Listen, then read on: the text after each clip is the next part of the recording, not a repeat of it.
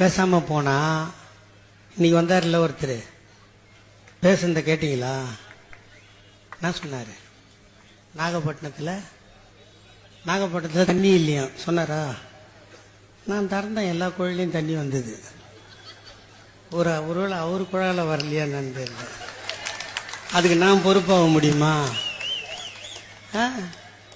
ஏண்டாடே, ஏண்டா அவரு சொல்றாரு என்ன இப்படி கும்பிடக்கூடாது, என்ன அப்படி கும்பிடக்கூடாது, அப்படி நாங்களா சொன்னோம். ஏண்டா இதுல என்னன்னா எனக்கு ஒரு வருத்தம் தெரியுமா? என் வாயில எவன் நிக்கிறானோ அவன் அதோட காணாம போயிடுவான். இந்த ஆம்பளையா பொம்பளையான்னு தெரியாத ஒருத்தன் இருப்பான் பாரு, அண்ணாமலை. அவன் காலியா எங்க அக்கா தமிழிசை அன்பிட்டா, குஷ்பு அன்பிட்டா, அப்புறம் யாரு நம்ம ஆளு நிரோத்துக்குமாரா, சாரி சரத்குமார், அவன் காலியா, ராதிகா சரத்குமார் காலியா. இவங்கெல்லாம் என் வாயில நின்னவங்க. இவன் வந்துக்கிறானே கொஞ்சம் பொறுமையா விட்டு பார்ப்போம் அப்படின்னா அந்த வேலைக்கார புள்ளைய பேலை விட்டு பாடுறான்னா இது இப்படியா பண்ணும்? இது இவரு திருச்சிக்கு வந்தாராம், அரியலூருக்கு. Current cut பண்ணிட்டோமா? எது ஒக்கால ஓழி கரண்ட் நாங்க கட் பண்ணாம இருந்தா 1000 பேர் செத்து இருப்பாண்டா. எல்லாம் பிறந்ததுக்கு பிறந்தவனுங்க. கூட்டம் நடத்தல, இங்க கூட்டம் நடத்தல, உட்காரல. யாருன்னா சேர வடிச்சிங்க, சேர வேலை நல்லின்னு போனீங்கம்மா.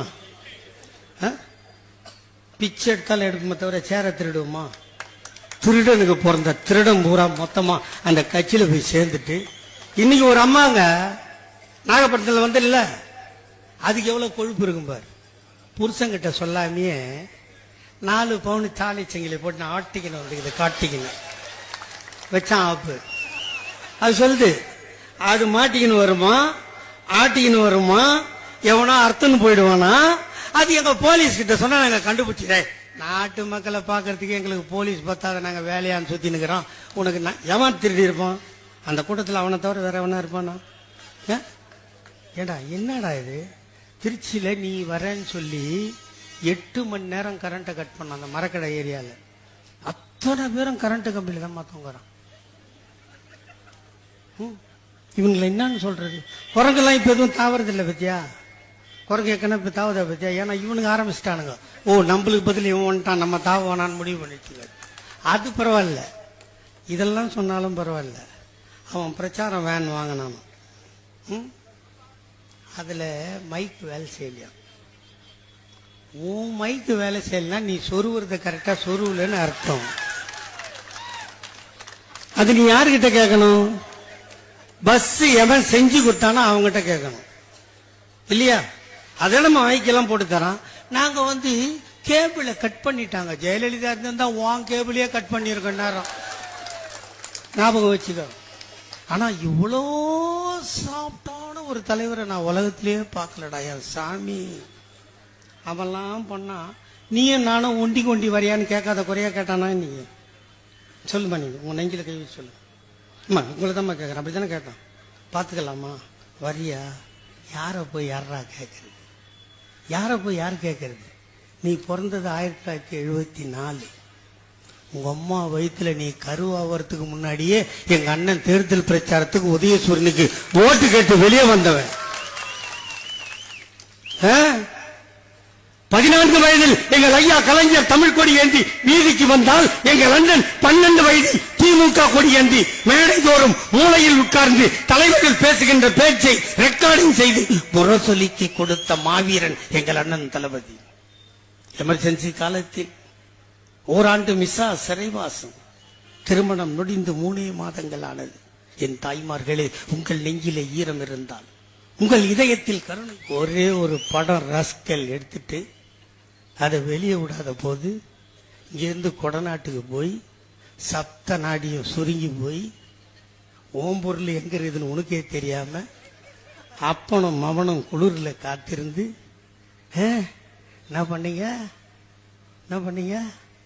அம்மா அம்மா அம்மா அம்மா அம்மா அம்மா ஒரு படம் எடுத்துட்டோம்மா, நாட்டையே காப்பாத்துறாம்மா, எங்களும் கொஞ்சம். அப்ப எங்கடா போச்சு மயிறு வீரம்? பிச்சைக்கார நாய காலில் விழுந்து கதறின நாய் நீ. உயிர் போனாலும் நெஞ்சிலும் திணிக்கிறவன்டா திமுக காரன். ஓராண்டு மிஸ்ஸா பாதி பேருக்கு கண் தெரியவில்லை, பாதி பேருக்கு காது கேட்கவில்லை, பாதி பேருக்கு நடக்க முடியவில்லை. ஆனாலும் திமுக என்ற மூன்றெடுத்தால் நாங்கள் உயிர் வாழ்ந்து கொண்டிருக்கிறோம். எவனிடம் நாங்கள் மண்டியிட்டதில்லை. கேட்டு நீயா நானா ஒத்திக்கு ஒத்த வரியாவா? யார்கிட்ட பேசுற? எனக்கு என்ன நல்லா தெரியும்டா. உன்ன மாதிரி ஒரு 47 பேர் வந்தான்.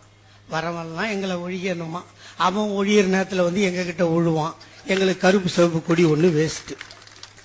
போத்தனமா இல்லையா? கடைசி காலத்துல இங்கதான் வருவோம். இல்ல நம்மளை எதிர்த்துக்கினே இருந்தோம்னா ஒரு ஆயுசுல செத்து போயிடுவோம். உண்டா இல்லையா? நான் சொல்றேன், எங்க ஆத்தாளுக்கு நான் அப்படி இப்படி பிறந்தவன் இல்லை, ஒரிஜினலா பிறந்தவன். ஒரு கட்டத்தில் என்ன சொன்னான், கலைஞர் தாத்தா சிக்காயிட்டாரு, செத்துட்டாருன்னு சொன்னான். அப்ப நான் சொன்னேன், எங்க ஆத்தா ஒருத்தனுக்கு பெற்றிருந்தா எல்லாருக்கும் சமாதி கட்டிட்டாரா. இன்னும் ஒரே ஒரு பெரிய சமாதி கட்ட வேண்டியது. அது கட்டினா தாண்டா என் தாத்தன் சாவான்னா. என் தாத்தன் கட்டித்தேன்டா செத்தான். யாரா? ஆண்டவனை பார்த்திருக்கீங்களாடா? எவனாவது ஆண்டவனை பார்த்திருப்பீங்களா? ஆண்டவன் தாண்டா நேரா வந்து அவதரிச்சார் எங்க தாத்தா கலைஞர் ரூபத்துல. நீ சவாலுக்கு கூப்பிடுறது வேற எவனா கூப்பிடு. உங்க முதலாளி இருக்கான்ல நரேந்திர மோடி மாமா, அங்கிள்னு கூப்பிட்டா, அங்கிளும் கூப்பிட்டா எங்களுக்கு கோபம் வருதா?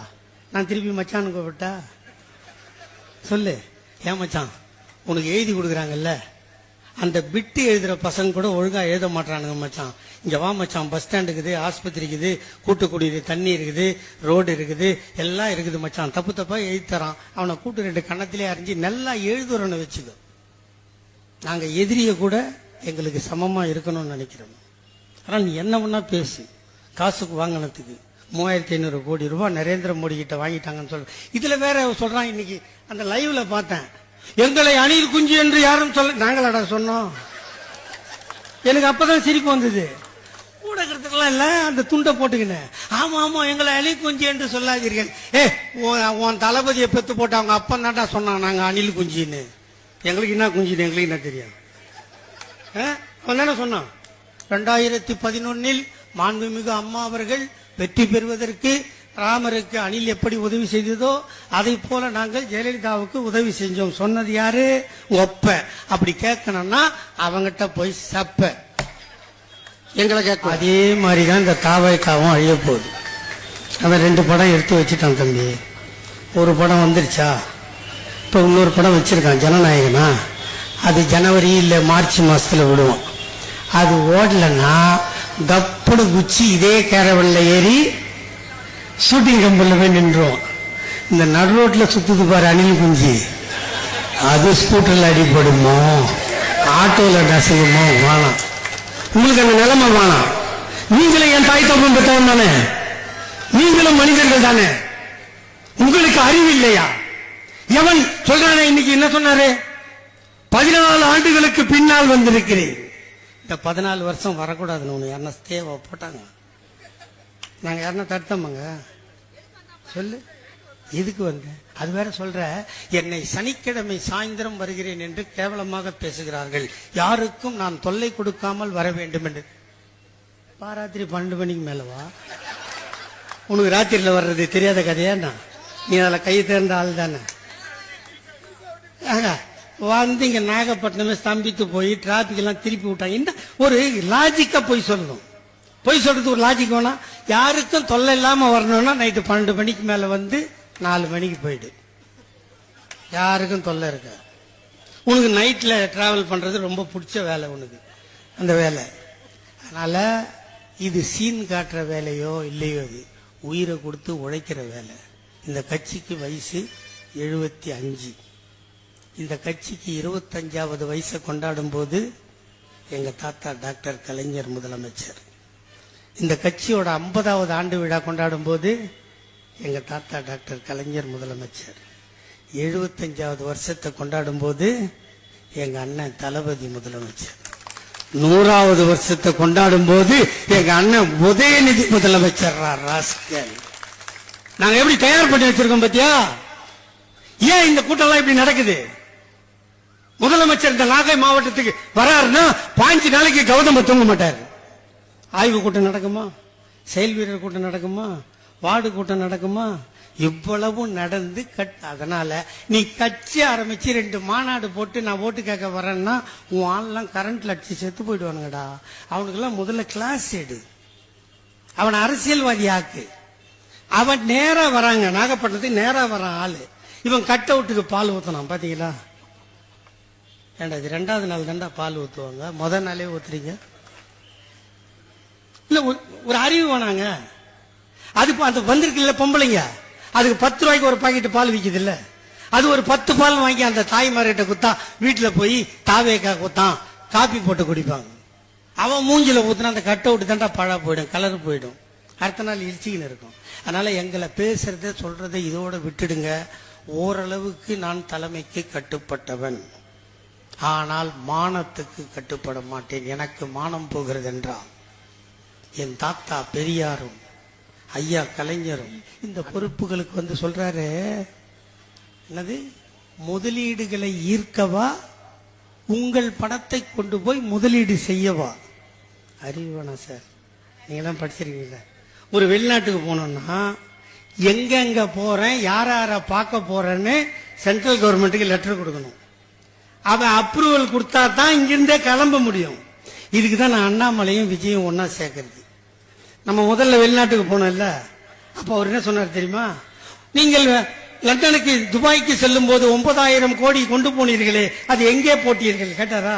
நான் என்ன கேட்டேன், சித்தரஞ்சன் சாலையிலிருந்து கிளம்பலாம், 9,000 கோடி எடுத்துன்னு போலாம், ஏர்போர்ட் வாசல் வரைக்கும் நம்ம போலீஸ் நம்மள ஒன்றும் பண்ணாது.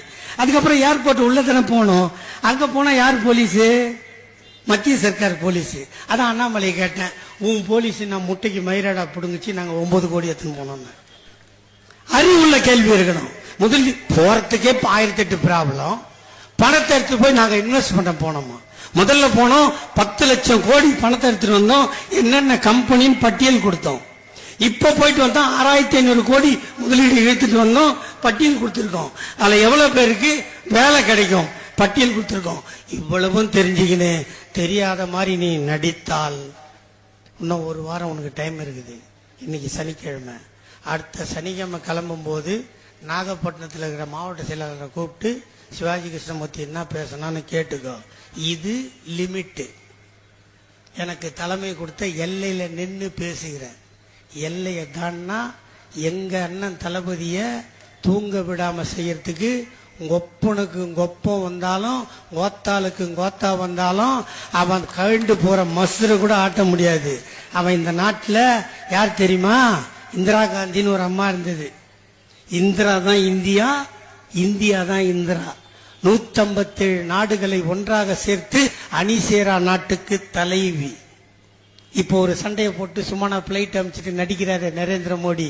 அது இல்ல, ஒரு நாட்டுக்குள் புகுந்து 3 மணி நேரத்தில் ஒரு நாட்டை அடித்து 90,000 கைதிகளை சரண்டராக வைத்து ஒரு நாட்டை 2 நாட்டாக பிரித்து கொடுத்தாலே வீரமங்கை அன்னை இந்திரா. அந்த அன்னை இந்திராவையே சென்னை மெரினா கடற்கரைக்கு அழைத்து வந்து அவசர நிலையை கொண்டு வந்ததற்காக வருத்தப்படுகிறேன் என்று சொல்ல வைத்த இந்தியாவில் ஒரே கட்சி திராவிட முன்னேற்ற கழகம் என்பதை மட்டும் விஜய்க்கு எடுத்து சொல்லி, அரண்மனை நாயே அடக்கடா வாயே, இல்லை என்றால் இழைப்பாய் உன் வாயை என்று மட்டும் சொல்லி கலைஞரின் தாத்தாவின் பேரனின் பேரனாக நினைத்து எச்சரிக்கை விடுத்து, உங்கள் எல்லோருக்கும் ஒன்றே ஒன்று, உதய சூரியனை விட்டால் வாழ்வு கிடையாது, உதய சூரியனை கிட்டால் வளம் கிடையாது. ஆகவே ஆதரிப்போம் உதய சூரியன், வெல்வோம் 200, படைப்போம் வரலாறு என்பதை சொல்லி வாய்ப்புக்கு நன்றி தெரிவித்து விடைபெறுகிறேன். வெல்க தமிழ். வணக்கம்.